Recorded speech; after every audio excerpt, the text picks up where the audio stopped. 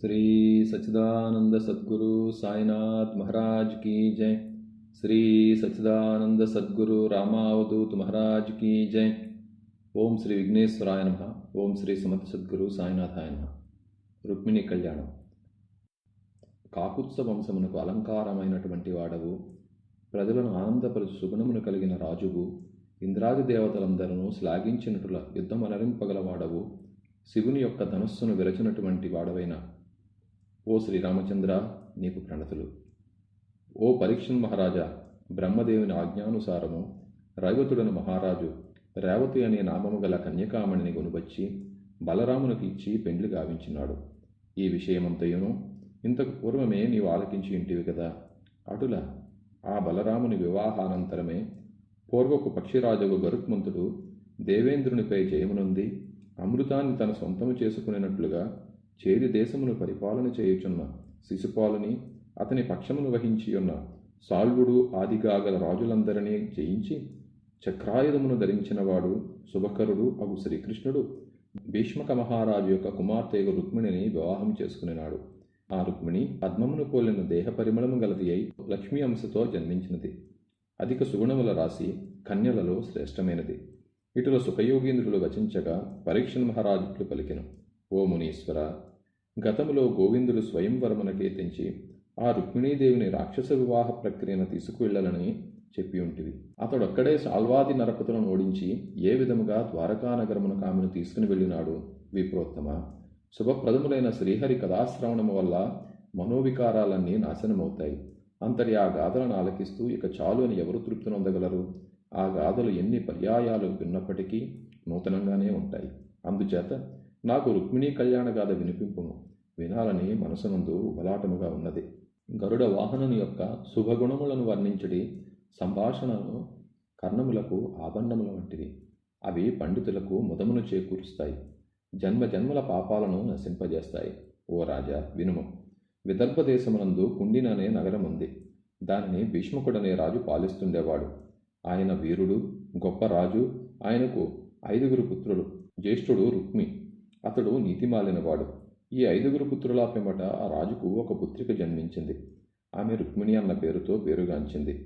నెల పొడుపు వలన పశ్చిమ దిశ శోభిల్లనటులా రుక్మిణి జన్మించి పెరుగుతుండగా ఆ భీష్మక మహారాజు మందిరం దేదీప్యమానమై వెలుగొందింది. ఆ విధంగా రుక్మిణి దినదిన ప్రవర్ధమానరాలవుతూ బొమ్మలకు పేర్లు పెట్టి పెళ్ళిళ్ళు చేస్తూ తోటి బాలికలతో బియ్యము చేస్తూ ఉండేది. పప్పు బియ్యాలను గిన్నెలయందు పోసి కమ్మనైన గుజ్జనగోళ్లను వండి తన స్నేహితురాండ్రకు వడ్డించేది. అందమైన ఉద్యానవనమునందలి పుష్పలతలకు నీరు పోసి ఎరువు వేసి పందిళ్లు నిర్మించి పోషణ గావించేది. స్వచ్ఛమైన మణిమయ భవంతులలో బంగారపు ఉయ్యలలో ఊగుతూ ఉండేది. చిలకలకు గోరువంకలకు మాటలను, నెమళ్లకు నాట్యములు, హంసలకు నడకలను నేర్పుతూ ఉండేది. దేవకీపుత్రుడు శ్రీకృష్ణునకు రుక్మిణిని వివాహమాడవలనన్న కోరిక కొనలు సాగినట్లుగా ఆమెకు సన్నని తీగవలే శరీరము పెరుగుతున్నది. గోవిందుని హృదయం వికసించిన రీతిగా ఆమెకు వదన సరోజము మిక్కిలి కాంతి నొందింది. మాధవుని మనసులో ప్రేమ అధికమైనటులా ఆమెకు వక్షద్వయం బిగువైనది. చౌరికి ధైర్యం సన్నగలిగిన రీతిన ఆమెకు నడుము సన్ననైంది. పద్మనాభునకు అధిక ప్రేమ ఉన్నటులా రుక్మిణికి శిరోజముల వృద్ధి కాసాగింది. గోవిందునకు హృదయమునందు అధిక ముదమునందిన రీతిన ఆమెకు యవ్వనం వృద్ధి నొందినది. ఈ విధమున రుక్మి, రుక్మరథుడు, రుక్మబాహువు, రుక్మకేశుడు, రుక్మనేత్రుడు అనే 5 తోబుట్టువైన రుక్మిణీదేవికి తొలి యవ్వనములో తన తండ్రి గృహమునికే తెంచుచున్న అతిథుల వల్ల శ్రీకృష్ణుని రూప బల సద్గుణాలను ఆలకించి ఉండుట వలన అతడే తనకు తగిన మగడని నిర్ణయించుకున్నది. శ్రీకృష్ణుడును కన్యకామణి అయిన రుక్మిణి యొక్క రూప, వివేక, సత్ప్రవర్తనాది శుభలక్షణ సద్గుణాలన్నీ గ్రహించి ఆమెను తప్పక వివాహము చేసుకోవాలని నిర్ణయించుకున్నాడు. ఈ విధంగా పరస్పరము వారు తీర్మానించుకున్న సమయంలో బంధువులందరూ కూడా రుక్మిణిని కృష్ణునికిచ్చి వివాహం గావింప నిశ్చయించుకున్నారు. దుష్ట స్నేహములు కలిగిన జ్ఞానరహితుడైన రుక్మి మాత్రము కృష్ణుని పట్ల విరోధభావం కలిగి ఉన్నాడు. అతడు బంధువులను వారించి చక్కని శుభలక్షణ లక్షిత అయిన తన చెల్లెలని చెది దేశాధిపతి అయిన శిశుపాలునికి ఇయ్యవలనని సంకల్పించినాడు. రుక్మిణీదేవి అన్న యొక్క దురాలోచన గ్రహించి రానున్న ప్రమాదమును ఊహించి మనస్సునందు మిక్కిలిగా వ్యధనొందినది. తన శ్రేయమును వాంఛించే అగ్నిజ్యోతనుడను బ్రాహ్మణును పిలిపించి అతనితో, ఓ విప్రోత్తమ, గర్భాంధుడైన నా అన్న రుక్మి నన్నిప్పుడు శిశుపాలనకిచ్చుటకు సంకల్పించినాడు. ఎలాగైనా నీవు ద్వారకకేకి ఆ కృష్ణునికి నా పరిస్థితిని తెలిపి అతనిని ఇచ్చటకు తప్పక పిలుచుకుని రమ్ము అని మరికొన్ని రహస్యములను అతనికి చెప్పి పంపింది. ఆ పలుకులను విన్న అగ్నిద్యోతనుడు వెనువెంటనే ద్వారకకేగినాడు. తన ఆగమనాన్ని వార్తాహరుల ద్వారా లోపలికి పంపి కృష్ణ నివాస భవనాన్ని ప్రవేశించాడు. అక్కడ స్వర్ణభూషిత గద్దపై ఆసీనుడై ఉన్న కృష్ణుని గాంచి పెండ్లి కుమారుడవు కమ్మని ఆశీర్వదించినాడు. వెంటనే కృష్ణుడు అతని సర్వోపచారములా పూజించి షట్రుసోపేత విందు భోజనం పెట్టించి అతని పక్కన చేరి అతనికి పాదసేవ చేస్తూ ఆ బ్రాహ్మణునితో, విప్రపుంగవ, నిత్య సంతోషివైన నీ ప్రవర్తన అనుసరణీయం. బ్రాహ్మణుడు అల్పసంతోషి, తన ధర్మాన్ని తాను నెరవేరుస్తాడు, ధర్మాతిక్రమణం చెయ్యడు. అట్టి వానికి సమస్తము లభిస్తాయి. శాంతస్వరూపులు, గర్వరహితులు, సమకూడిన దానితో సంతోషించేవారు అయిన సత్పురుషులకు నేను అభివందనం చేస్తాను. ఆర్య, మీది ఏ దేశం? మీ యోగక్షేమాలు విచారించే రాజెవరు? నీ మనోవాంఛ ఏమిటో సెలవిమ్ము, తప్పక తీరుస్తాను అన్నాడు. అప్పుడు ఆ బ్రాహ్మణుడు వినయంతో, దేవా, విదర్భ దేశాన్ని పాలించే భీష్మకునకు రుక్మిణి అనే పేరుగల కూతురు ఉన్నది. మిమ్ములను వివాహమాడగోరి ఈ శుభవార్త మీ కెరింగింప నన్ను మీ వద్దకు పంపినది. సందేశాన్ని ఆలకించండి. కంసాంతక, నీ గుణ విశేషములు వినినచో శారీరక తాపాలన్నీ నశిస్తాయి. ఓ కళ్యాణ స్వరూప, నీ దర్శన భాగ్యం నేత్రానందకరం. నిరంతరం నీ పాదసేవనం లోకమందు మహోన్నతిని ప్రసాదిస్తుంది. నీ దివ్యనామస్మరణ మూలమున భవబంధాలు తొలగుతాయి. నీవు ధన్యుడవు. వంశము, విద్య, అందము, యవ్వనము, మంచితనము, సంపద, బలము, దానము, పరాక్రమము, కారుణ్యాలనే గుణసంపదలతో శోభిల్లుతున్నావు. ఇటు నిన్ను ఏ కన్యక వరించక ఉండగలదు? స్త్రీలలో ఉత్తమురాలైన శ్రీ మహాలక్ష్మి ఆనాడు నిన్ను చేపట్టలేదా? నేనొక్కతినే నిన్ను ప్రేమించానా ఏమి? ఓ మంగళదాయక, పురుషులందు సింహము వంటి వాడవైన నీకు చెందవలసిన నన్ను మదోన్మత్తుడైన ఆ శిశుపాలుడు త్వరితగతిన నన్ను అపహరింప ప్రయత్నిస్తున్నాడు. అల్పుడైన అతడు నీ ఘన పరాక్రమమును గూర్చి ఎరుగడు గదా. పూర్వజన్మములయందు నేను లోకశుభంకరుడు, ఆ జగన్నాయకుడు అయిన గోవిందుని పతిగా వాంఛించి నోములు నోచి ఉన్నచో, దాన ధర్మాది పుణ్యకార్యాలు సల్పి ఉన్నచో ఆ శ్రీకృష్ణుడు నాకు పతి అవుతాడు. శిశుపాలాది నీచులు యుద్ధమందు పరాజితులవుతారు. ఓ పద్మనాభ, నీకిక్కడ ఆటంకమేమీ లేదు. చతురంగ బల సమేతుడవై ఏతించి శిశుపాల జరాసంధులను ఉగ్రరణమునందు ఓడించి రాక్షస వివాహ పద్ధతిన నన్ను గొనిపొమ్ము. నేను నీ వెంట వచ్చుటకు సిద్ధముగానే ఉన్నాను. రుక్మిణి, నీవు అంతరంగిక అంతఃపురమునందు ఉంటావు కదా, నీ నేరీతిని కొనిపోగలను. ఆ విధముగా కొనిపోవలనంటే నీ బంధుజనమును అంతఃపుర రక్షకులను వధింపవలసి వచ్చును కదా అని నీరజాక్ష నీవు భావించినచో ఈ రభసతో పనిలేని ఒక ఉపాయాన్ని మనవి చేసదా ఆలకించు. పెండ్లికి ముందుగా పెండ్లి కూతురును మా ఎలువేల్పైన ఆ గౌరీదేవిని కొలిచేందుకై మా వారు నన్ను ఊరి వెలుపలున్న దుర్గగుడికి పంపుతారు. ఆ తరుణమునందు నన్ను నీవు నీవెంటే కొనిపొమ్ము. మహాత్ములు అజ్ఞారాహిత్యానికై ఆ పరమపురుషుని పాదం పద్మములయందు ఉద్భవించిన గంగాజలమునందు ఓలలాడ ఆశిస్తారో అట్టి తీర్థపాదుడవైన నీ అనుగ్రహానికి నేను అర్హురాలను కాకున్నచో బ్రహ్మచర్య నిష్ఠను భూని 100 జన్మలనైనా నీవే నా పతివి కావాలని నిన్నే ధ్యానిస్తూ ప్రాణాలని నీకు అర్పితం చేస్తాను. ఇదే నా మనోనిశ్చయం. నీ మధుర వాక్కులు ఆలకించిన చెవుల వల్ల ప్రయోజనం లేదు. నీవనుభవింపని ఈ శరీర లావణ్యం ఎందుకు కొరగాదు. నీ అదర సుధార సమాస్వాదింపని నాలుకకు ఫలరసాదులు ప్రాప్తి ఎందుకు. నీ పాదచర్యకు ఉపకరించని ఈ జన్మ ఇన్ని జన్మలెత్తినా లాభశూన్యము. ఈ రీతిన అగ్నిద్యోతుడు ఆ రుక్మిణీదేవి పంపిన సందేశ విశేషాలను కృష్ణునకు విన్నవించి, కర్తవ్యాన్ని మీరే యోచించాలి అని అతడు మరల రుక్మిణీదేవిని గూర్చి ఎలా వర్ణిస్తాడు. రుక్మిణీదేవి చరణాలు చిగురుటాకుల అందాన్ని మించుతాయి. బంగారపు అరటి బోదల మాదిరిగా ఆమె తొడలు శోభిస్తాయి. శంఖం మాదిరి ఆమె కంఠం మిక్కిలి అందమైనది. నడుము ఉందా లేదా అనిపిస్తుంది. వక్షద్వయం కనుల పండుగ గావిస్తుంది. నెన్నెదురు నెలవంకను అపహాస్యం చేస్తుంది. చూపులు మన్మథ బాణాలు, వాక్కులు మనస్సంతోష సంధాయకాలు, వదనం చంద్రబింబం. కృష్ణ, మా పెద్దలపై ప్రమాణమనరించి చెబుతున్నాను. నీవు రుక్మిణి ఈడు జోడై ఉంటారు. మీకు తప్పక వివాహం జరుగుతుంది. ఆలస్యమిక ఎందులకు? నీవు నీ వారితో కలిసి ఆమెను గునినేని వెంటనే ఉపక్రమించు. శత్రువర్గాన్ని అణిచివేసి లోకానికి హితమును చేకూర్చుము. ఈ రీతిన పలుకుతున్న ఆ విప్రవుని వల్ల విదర్భరాజు కుమారి పంపిన వార్త ఆమె రూప లావణ్యములను చెయ్యి పట్టుకుని అతనితో, ఓ పురుషోత్తమ, రుక్మిణిపై నాకు మిక్కిలి కోరిక. రుక్మి పెండ్లికి ఓర్చలేక దురాలోచనతో ఉన్నాడని నాకు ముందే తెలియను. ఆ శత్రువర్గాన్ని ఛేదించి కన్యకామణిని వైకుందును. నేను విదర్భకేతించి కుండిన నగరమునందు ప్రవేశించి క్షణంలో రుక్మిణిని తెస్తాను. విరోధులెవరైనా అడ్డగిస్తే వారిని యుద్ధంలో హతమారుస్తాను. కృష్ణుడు ఈ విధంగా పలికి వివాహ ముహూర్త సమయం అగ్నిజ్యోతుని ద్వారా తెలుసుకున్నాడు. తన ఆజ్ఞానువర్తి అయిన సారథి ధారకుడు శైబ్య, సుగ్రీవ, మేఘపుష్ప, వలాహక అనే 4 గుర్రాలను ఉంచిన రథాన్ని అధిరోహించి అగ్నిజ్యోతనుని వెంట నిడుకుని ఏకరాత్రి పయనించి విదర్భకు విచ్చేశాడు. అక్కడ రాజైన భీష్మకుడు కుమారునకు లోపడి తన కుమార్తెను శిశుపాలనకిచ్చుటకు అంగీకరించిన శుభకార్య ప్రయత్నాలు నరింపసాగాడు. నగరమంతటినీ అలంకరించి మంచి గంధాన్ని కలిపిన నీటిని అంతటనూ చల్లినారు. పలు విధములైన పుష్పతోరణాలు కట్టినారు. ఎండలన్నిటినీ శుభ్రపరిచి కర్పూర కుంకుమలతో రంగవల్లులను తీర్చినారు. పలు మంగళ వాయిద్యాలను ముదమార మ్రోగించినారు. పట్టణమంతా అధికమగు వైభవంతో శోభిల్లింది. పిమ్మట భీష్మకుడు శాస్త్రోక్త రీతిన పితృదేవతా పూజలను నర్చి భూసురుల పూజించి వారలచే మంగళాశీర్వాదములను పఠింపజేశాడు. రుక్మిణికి అభ్యంగన స్నానము నరింపజేసి ఆమెను వస్త్రాభరణములతో అలంకరింపజేశాడు. బ్రాహ్మణులు చతుర్వేద సహిత మంత్రాలతో స్వస్తి పుణ్యాహవాచనాలు చేసి వివాహ మహోత్సవం నిర్విఘ్నంగా సాగేందుకు రక్షాకరణములు గావించినారు. గ్రహశాంతికై వేదోక్త విధాన హోమమును పురోహితులు చేశారు. రాజు నూతన దంపతుల క్షేమమునకై నువ్వులు, గోగులు, సువర్ణ రజతములు, వస్త్రములు బ్రాహ్మణులకు దానమనరించినాడు. బంధు సహితులైన బలరామకృష్ణులను తరిమికొట్టి ఎట్టి ఆటంకము లేకుండా రుక్మిణిని శిశుపాలనకిచ్చి వివాహము చేస్తామని జరాసంధ, దంతవక్త్ర, సాల్వ, విదూరక మొదలైన వారు చతురంగ బలాలతో యతించారు. మరియు పలు దేశాల రాజులు అనేకులు వచ్చారు. భీష్మకుడు శిశుపాలనకిదిరిగి తగిన రీతిన పూజించి అతనికి తగిన విడిదిని ఏర్పరిచాడు. ఈ సమాచారాన్ని బలరాముడు విన్నాడు. కృష్ణుడొక్కడే వెళ్ళినాడు.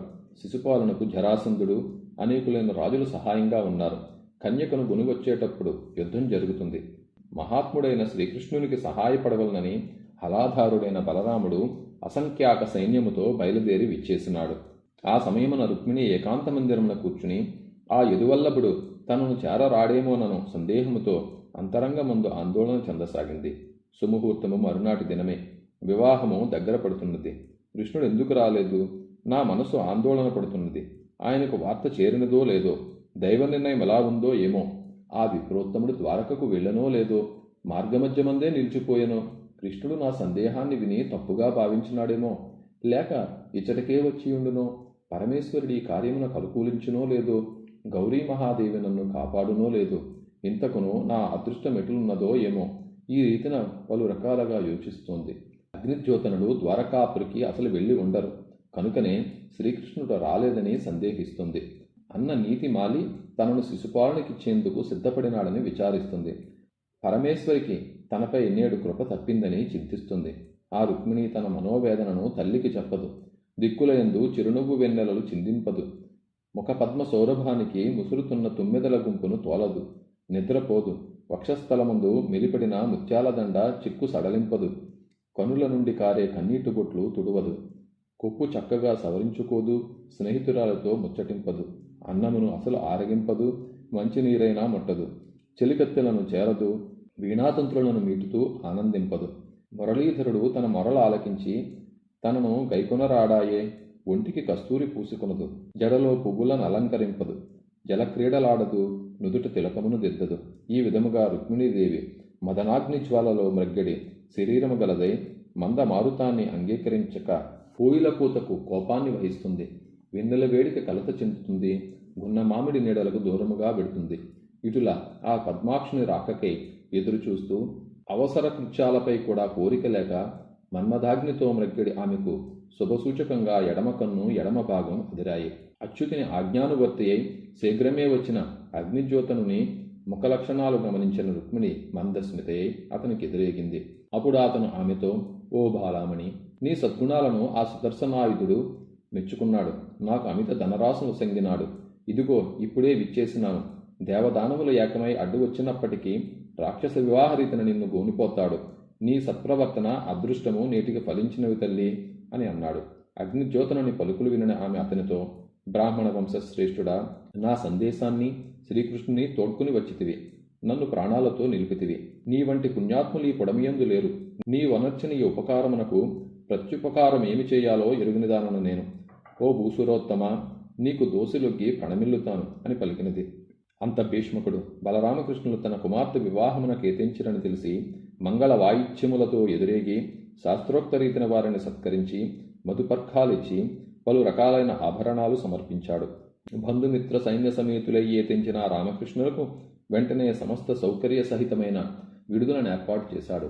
ఈ విధముగా అతడి కేతించిన రాజులందరికీ వారు ఆదేశించిన వస్తు సముదాయాన్ని సమకూర్చి వారందరినీ ఆదరించాడు భీష్ముకుడు. ఆ విదర్భ నగర ప్రజలు శ్రీకృష్ణుని రాకను విని వచ్చి ఆయన సౌందర్యాన్ని ఆస్వాదిస్తూ, ఈ చక్రి విదర్భరాజు తనయకు తగినవాడు, ఆహా ఎంత చక్కని దాంపత్యం, వీరల నిరువురిని ఆలుమగలుగా జతకూర్చిన ఆ బ్రహ్మ ఎంత నేర్పరి, ఈ చక్రాయుధుడు శత్రువుల పారద్రోలి మా రాకుమారుని వివాహమాడుగాక అని వారందరూ అలా భావిస్తున్న తరుణంలో పాలభాగమందు ముంగురుల ముసరగా రుక్మిణీదేవి గౌరీదేవిని అర్చించుటకై అంతఃపురము నుండి బయలుదేరింది. కవచధారులైన వీరభటులు పలు రకాల ఆయుధాలు ధరించి ఆమెను పరివేష్టించి నడిచినారు. బ్రాహ్మణ సువాసనులు పూలు పెట్టుకుని చందనము పూసుకుని నూతన వస్త్రములను ధరించి బంగారు ఆభరణములను ధరించి పాటలు పాడుతూ ఆమెను అనుసరించారు. చెలికత్తెలు, దాసీలు, బంధువులు ఆమెను వెంబడించారు. సూత వందిమాగదులు, గాయకాదులు కైవారములు గావిస్తుండగా ఆ రుక్మిణి ఆ గోవిందుని పాదపద్మములను హృదయమందు స్మరిస్తూ మందగమనయ్యి అంబికా ఆలయానికి వచ్చింది. కాలు చేతులు కడుక్కుని పరిశుద్ధురాలైన పరమేశ్వరి సన్నిధికి ఎగగా బ్రాహ్మణ ముత్తైదువులు పరమేశ్వర సహితంగా భవానీకి అభిషేకం గావించారు. గంధాక్షతలు సమర్పించి పుష్ప వస్త్రాభరణాలతో అమ్మవారిని అలంకరించారు. ధూపదీపాలిచ్చి పలు రకాలైన పిండి వంటలతో నైవేద్యమిడి కానుకలర్పించిరి. అనంతరం రుక్మిణీదేవిని దుర్గాదేవికి నొక్కించారు. అప్పుడు రుక్మిణీదేవి భవానీని, అమ్మా గౌరీ, శాశ్వతులు ఆదిదంపతులైన పార్వతీ పరమేశ్వరులైన మిమ్ములను మదియందు నమ్ముకుని ఉంటిని, భక్తితో సేవించుచుంటిని. అమ్మలందు నీవు మేటివి, దయకు సముద్రము వంటి దానవు. కృష్ణుని నాకు భర్తను గావింపుము తల్లి, నిన్ను నమ్మిన వారికెన్నడూ నష్టమునది లేదు గదా అని వేడుకుంటూ ఆమె దుర్గాదేవికి నమస్సులర్పించి భర్తృ సమేతులైన బ్రాహ్మణ సతులకు ఉప్పు, అప్పములు, తాంబూలములు, మంగళసూత్రములు, చెరుకు గడలను ఇచ్చి పూజ గావించినది. ఆ ముత్తైదవులు ఉత్సాహమున దీవించి రుక్మిణీదేవి శిరముపై అక్షతలు నుంచారు. ఆ మంగళాక్షతలను ధరించిన ఆమె శివకామినికి వందనమలరించి మౌనముగా గుడి నుంచి బయటకు వెడలింది. ఈ విధముగా వెడలిన రుక్మిణి మబ్బుల మధ్య నుండి వెలువడి ప్రకాశించడి తొలకరి మెరుపువలేనున్నది. చంద్రమండలం నుండి వెడలి వచ్చి సంచరించు హరిణమువలేనున్నది. బ్రహ్మదేవుడనడి నటుడెత్తిన తెరమరుగు బాసి రంగమును సాక్షాత్కరించిన మోహినీ దేవత వలేనున్నది. వాసుకీనే సర్పరాజు కవ్వపుత్రాడుగను మందరగిరిని కవ్వముగాను చేసి సురాసురులు చిలికడి వేళ ఘుమఘుమ ధ్వనులతో నిండిన మహాసాగర మధ్యము నుండి తెంచిన రమారమణి వలె విరాజిల్లుతోంది. ఈ విధంగా పలు కాంతుల విలసిల్లుతూ రుక్మిణి కాళికాలయం నుండి బయలుదేరింది. మానస సరోవరమునందు పసిడి తామరల గుంపులో విహరించే హంసవలే ఆమె మెల్లగా తూలుతున్న నడుముగల రాకుమారి రత్నాంగుళీయకముతో విరాజిల్లడి హస్తముతో అనుంగు చెలిహస్తం పట్టుకుంది. ఆమె దొండపండు వంటి అధర అరుణకాంతులు మల్లెమొగ్గల వంటి దంతాలకు ఎర్రదనాన్ని చేకూరుస్తున్నాయి. కందర్పుడు ఒక నుండి పైకి తీసి పదును పెట్టి జళిపించిన వేళ తళుకు తళుక్కుమని మెరిసే వాడి తూంపుల మాదిరి ఆమె సుందరమైన చూపులు వీరాది వీరులైన రాజుల గుండెలను చెండువేస్తున్నాయి. అందమైన కాలియందలరవళి చెవులకు విందుసేయగా ఆ సుందరి ముకుందుని రాకకే ప్రతీక్షిస్తూ వీరమోహిని అయి కాలినడకతో వస్తున్నది.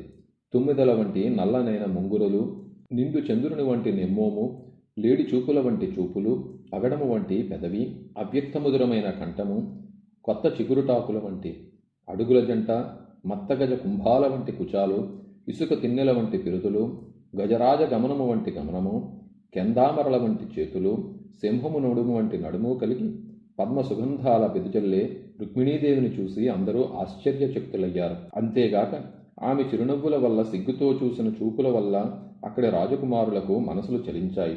వారు ధైర్యాన్ని వీడినారు, గాంభీర్యాన్ని వదిలినారు, గౌరవం మరిచినారు, చేష్టలుడికి తెలివి మాలినారు. ఆయుధాలు జారవిడిచి ఏనుగులు, గుర్రాలు, రథాలను ఎక్కలేక భూమిపై వాలినారు. లేడి చూపులు కలిగిన రుక్మిణి తన ఎడమ చేతి గోళ్లతో ముంగురులను ఎగదోసుకుంటూ పైటను సర్దుకుంటూ కడగంటి చూడ్కులను ఆ రాజసమూహం మీద ప్రసరింపజేసింది. ఈ విధంగా చూస్తూ చంద్రబింబం వంటి ముఖము, సింహం వంటి నడుము, కొత్త తామర వంటి కన్నులు, అందమైన వక్షస్థలము, నీలమేఘము వంటి శరీరము, ఏనుగు తొండమును బోలిన బాహువులు, పచ్చని పట్టువస్త్రములు, చక్రాయుధమును కలిగినవాడు, విజయం నందు ఆసక్తి ఉన్నవాడు, జగన్మోహనుడు అయిన శ్రీకృష్ణుని ఆ రుక్మిణీదేవి దర్శించినది. ఆ విధంగా చూసి శ్రీకృష్ణుని రూప, లావణ్య, గాంభీర్య, నేర్పు, తేజస్సు, ఐశ్వర్యములైన ఈ విశేషాలను హర్షించి ఆమె మదన బాణాలకు గురి అయి త్వరగా రథమెక్కేందుకు కుతూహలపడినది. రుక్మిణీదేవిని ఆ పుండరీకాక్షుడు అవలోకించినాడు. శత్రురాజుల సమూహం చూస్తుండగానే మత్తమాతంగము రీతిన మెల్లనైన విలాసవంతమైన నడకతో చనుదించినాడు. సకల రాజలోకాన్ని లెక్కచేయక తిరస్కరించి రాజకుమారిని రథమెక్కించుకున్నాడు. భూమి ఆకాశాలు దద్దరిల్లినటుల తన యొక్క పంచజన్యాన్ని పూరించినాడు. బలరాముడు వెంటరాగా శ్రీకృష్ణుడు యాదవ సైన్యంతో ద్వారకా నగర మార్గం వైపు మరలినాడు. ఆ సమయమున జరాసంధనకు లోబడి ఉన్న పాలకులందరూ కృష్ణుని పరాక్రమాన్ని సహించలేకపోయినారు. అదిగో ఘనసింహముల కీర్తి ప్రతిష్టలను ముక్కోటి మృగాలు అపహరించిన విధముగా గొల్లవారు మన యశస్సు దోచుకుని కన్యనెత్తుకుని కావరముతో కదలి వెళ్ళుచున్నారు. ఇప్పటికి పనికిరాని మన ప్రతాపం మరి ఎప్పటికి? సన్మనైన నడుముగల ఆ కన్యను వారి బారి నుండి తప్పించకున్న సందుగొందులందు సైతము ప్రజలు మనల్ని అపహాస్యమనరింపరా? ఈ విధమున ఒకరినొకరు చెప్పుకుని రోషమును మనమునకెక్కించుకున్నారు. ప్రతిజ్ఞను బూనినారు. కవచములను ధరించి యుద్ధ సాధనాలను చేకొన్నారు. జరాసంధాది మొదలైన రాజులు చతురంగ బల సమేతులై యాదవ వీరులను వెంబడించి నిలవండి నిలవండి అని ధిక్కరించి హుంకరించి పలికినారు. శరవర్షాన్ని కురిపింపసాగారు. ఆ సమయంలో యాదవ సేనాధిపతులు చాపాలను ఎక్కుపెట్టి ధనుష్టంకారం గావిస్తూ నిలిచారు. ఆ సమయమునందు శత్రువీరులు శ్రీకృష్ణుని సేనను బాణాలతో కప్పివేయుటను గాంచిన రుక్మిణి సిగ్గుతో శ్రీకృష్ణుని ముఖావలోకనం గావించినది. అలా ఆమె చూడగానే శ్రీకృష్ణుడు, ఓ కమలనేనా, చూస్తూ ఉండు. మన యాదవ వీరులు శత్రు సైన్యాన్ని చెండాడతారు, విరోధులు మరణిస్తారు అని పలుకుతూ రుక్మిణీదేవిని ఊరడించాడు. అప్పుడు బలరామాది యాదవ వీరులు విజృంభించిన జరాసంధాది రాజులపై శరవర్షాన్ని కురిపించారు. ఆ శరవర్షానికి శత్రు సైనికుల శిరములు కప్పులు విరిగిపడినాయి. కాల్బలము కూలిపోయింది. గజ, అశ్వ, రథారోహకుల శరములు తెగి నేల రాలాయి. పుర్రెలు బద్దలయ్యాయి. భుజకీర్తులు విడిపోయి గదలు, బళ్ళాలు, గంట్రగొడ్డళ్ళు, ఈటలు, ఖడ్గాలు, శూలాలు, చక్రాలు, ధనువులు విరిగి మొక్కలైనాయి. జెండాలు, గొడుగులు, వింజామరులు కూలిపోయాయి. రాజుల సమూహం చెదిరింది. నెత్తురుటేరులు ప్రవహించాయి. నక్కలు, కాకులు, గ్రద్దలు, రాబందులు వీటి అరుపులు చెలరేగినాయి. మెదడు, మాంసమును భక్షిస్తూ నెత్తురు త్రాగుతున్న డాకినీ మున్నగు పిశాచాలకు ఆ రణరంగం ఆనందాన్ని కలిగించింది. ఆ సమయమునందు భయంతో వెనుదిరిగి పరిగెడుతూ జరాసంధాది రాజులంతా ఒకచోట చేరినారు. కళత్రమను కోల్పోయిన వాని వలె విలపిస్తూ పడలిపోయిన ముఖంతో తన ఎదుట దుఃఖిస్తున్న శిశుపాలుని చూసి శత్రుహస్తములందు బడక ప్రాణములతో బ్రతికేయుంటివి గదా అని ఊరడించారు. వారందరూ మరలా అతనితో ఈ విధంగా అన్నారు. నాయన, శరీరంలో ప్రాణాలుంటే ఏ విధంగానైనా బ్రతకవచ్చు. బ్రతికి ఉంటే భార్య లభించకపోదు. భార్య మాట దేవుడెరుగు. ముందు నీవు బ్రతుకుటయే మాకు 10,000. ఊరికే దుఃఖింపవలదు. అప్పుడు జరాసంధుడు ఈ విధంగా అన్నాడు. శిశుపాల, విను. అస్వతంత్రుడైన మానవుడు బొమ్మలాడించేవాని చేతిలో కీలుబొమ్మవలే ఈతడు ఈశ్వరమాయకులోనే సుఖదుఖాలలో నాట్యమాడుతూ ఉంటాడు. గతంలో నేను పరాక్రమంతో మధురపై 17 పర్యాయాలు దండెత్తగా నా సైన్యమంతయు ఓడిపోయింది. నేను బలరాముని చేతికి చిక్కాను. కృష్ణుడు దయతో విడిచిపెట్టగా తిరిగి వచ్చాను. మరలా 23 అక్షోహిణాల సైన్యాన్ని సమకూర్చుకుని 18వసారి దండెత్తిపోయి శత్రువులను తరిమివేసి విజయాన్ని సాధించాను. నేనెప్పుడూ గెలుపోటములతో మోదఖేదములను పొంది ఉండలేదు. దైవ ప్రేరితమైన కాలం వల్ల లోకాలు సాగుతుంటాయి. అంతేకాదు, యాదవులకు కాలం కలిసి వచ్చింది. ముల్లోకాలలోనూ ప్రసిద్ధి చెంది పరాక్రమవంతులైన మనల్ని గోవిందుని బాహుతర్పమున వారీనాడు విజేతలయ్యారు. కాలం మనకు అనుకూలించినప్పుడు పగవారిని యుద్ధభూమిలో చెండాడగలము. దీనికై ఇంతగా చింతింపవలసిన అవసరము లేదు. ఈ రీతిన జరాసంధుడు, అతని సామంతరాజులు శిశుపాలుని మనోవేదనను తొలగించి తమ తమ దేశాలకేగినారు. శిశుపాలుడు కూడా తన సైన్యముతో తన నగరానికి వెళ్ళిపోయినాడు. అంతట రుక్మిణి అన్నయ్యైన రుక్మి శ్రీకృష్ణుడు రాక్షస వివాహ విధానమున తన సోదరుని ఎత్తుకుపోవటాన్ని ఓర్చుకోలేక ఒక అక్షోహిణీ సేనతో యుద్ధమున కాయుత్తుడై బయలుదేరి కృష్ణుని వెనుకనే వెళుతూ తన రథసారథితో ఇట్లన్నాడు: నేను భీష్మక మహారాజు కుమారుడను. అధిక బలవంతుడనైన నన్ను పిల్లవాని రీతిని చులకన చేసి నా చెల్లెలైన రుక్మిణిని గైకుని ఈ యాదవుడు అసహాయ సూర్యుని వలె నేగుచున్నాడు. మన రథాన్ని అటువైపు నడుపుము. వాడి అయిన బాణప్రయోగము చే వాని పొగరణిచి నా పరాక్రమాన్ని ప్రదర్శించెదను. ఆ విధంగా రుక్మి కృష్ణుని శక్తి సామర్థ్యమును నెరుగక రథమును ఆ వైపునకు నడిపించి, ఓ యాదవ, నవనీత చోర, క్షణమాగు అని నిర్లక్ష్యపావనను పలికి ధనుష్టంకారమనర్చి 3 వాడి అయిన బాణములతో ఆ పంకజాక్షుని సంకటపరిచి ఇట్లన్నాడు: ఓ కృష్ణ, మా చెల్లెలను తీసుకువెళ్ళడానికి నీవు మాతో సమానుడువా? నీవెంతటి వాడివి? నీ వంశమిట్టిది. ఎక్కడ పుట్టి ఎక్కడ పెరిగితివి? నీ ప్రవర్తన ఎట్టిదో ఎవరికి తెలియదు. నీకు అభిమానం లేదు. మాన మర్యాదలు తెలియవు. వంచనము వహింపక ఎదుట పడవు. స్వస్వరూపంతో వైరువర్గం మీదకు వెళ్ళవు. నీవు క్షత్రియుడవు. వావి వరసలు లేవు. నీకు మంచి గుణాలు లేవు. మా చెల్లెల్ని వదిలిపెట్టు. లేనిచో వాడి అయిన బాణాలతో నీ గర్వం సర్వాన్ని హరిస్తాను. అలా రుక్మి పలుకుతుండగా శ్రీకృష్ణుడు నవ్వుతూ ఒక బాణంతో అతని చాపాన్ని త్రుంచివేసి 6 తూపులతో వాని దేహాన్ని తూట్లు చేశాడు. 8 బాణాలతో వాని రథాస్వాలను కూల్చివేసి 2 సాయకాలతో వాని సారథిని చంపివేశాడు. మరో 3 బాణాలతో వాని ధనువును ఖండించినాడు. రుక్మి వేరొక ధనువును అందుకోగా దానిని కూడా విరగ్గొట్టినాడు. తదుపరి రుక్మి పలు రకాలైన ఆయుధాలను కత్తిని ధరించి కృష్ణుని సమీపించాడు. శ్రీకృష్ణుడు అతని కత్తిని కవచాన్ని నుగ్గునుగ్గు గావించాడు. అంత కృష్ణుడు కత్తిని జులిపిస్తూ రుక్మి శిరస్సును నరికేందుకై ముందుకు వస్తూ ఉండగా రుక్మిణీదేవి అడ్డం వచ్చి ప్రాణేశ్వరుని పాదపద్మములు పట్టుకుని ఇటుల పలికినది: నాథ, మా అన్న దోషరహితుడని మనవి చేయడం లేదు. అతను నిజంగా దుష్టుడే. కాని ప్రభు, జగన్నాయకుడైన అచ్యుతుడు తమకు అల్లుడైనాడని తాము అదృష్టవంతులమని సంతసించే మా తల్లిదండ్రులు పుత్రదుఃఖంతో పగిలిపోతారు. ఈ విధముగా ప్రార్థిస్తూ కన్యకామణి అయిన రుక్మిణి హృద్ద కంఠంతో, అధిక భయము వల్ల వణుకుతున్న శరీరముతో, వాడిన వంగిపోయిన ముఖముతో, చెవులపై పడుచున్న జడ శిరోజాలతో, కనులతో తొలకడి కన్నీటితో నారాయణునకు నమస్కరించింది. దివ్య తేజముతో శోభిల్లుతున్న ఈ దేవకీనందనుడు రుక్మిణి ఖడ్గముతో ఖండింపక వెనుకకు మరలి, బావా, రారమ్మని చిరునవ్వు నవ్వుతూ దగ్గరకు తీసుకుని వానిని పట్టి బంధించి గడ్డం, మీసం, తల కత్తితో పాయలు పాయలుగా గురికి కురూపిని గావించినాడు. అదే సమయంలో యాదవ వీరులు శత్రు సైన్యాన్ని తరిమివేసి శ్రీకృష్ణుని వద్దకు వచ్చారు. అప్పుడు బలరాముడు జీవన్మృతుడై బంధింపబడి ఉన్న రుక్మిని చూసి వాని కట్లను విప్పి కృష్ణునితో ఇట్లన్నాడు: మహాత్మా, ఇతనిని దూరముగా పొమ్మని చెప్పక తలా మూతి గురుగుట నీకు న్యాయమా? చుట్టమైన వాడి తలా మూతి గురుగుటనున్నది తల నరుకుట కన్నా మిక్కిలి నీచంగాదా? అందరి ఎడలా సమభావంతో మెలిగడి నీకు ఈ భేదబుద్ధి ఎలా కలిగినదో?